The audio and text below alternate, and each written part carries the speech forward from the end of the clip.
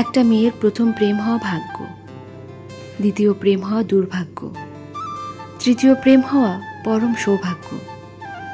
ঘাবড়াবেন না, ব্যাখ্যা আছে।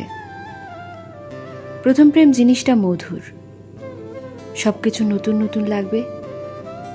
স্বর্গ থেকে আসা প্রেম সুখের চাদর বিছিয়ে দিবে তাদের পৃথিবী জুড়ে। এই প্রেমে বাবুদের নাম ঠিক করা থেকে শুরু করে কোন স্কুলে পড়াবে তা পর্যন্ত ঠিক হয়ে যায়।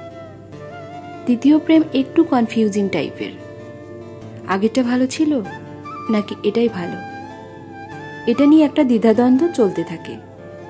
দেখা গেল তুমি তাকে নিয়ে রিকশায় ঘুরছো, সে তোমার সাথে নেই, সে প্রথম প্রেমের স্মৃতিতে হারিয়ে গিয়েছে। দ্বিতীয় প্রেম জিনিসটা প্রেম না, এটা আসলে কাউন্সেলিং।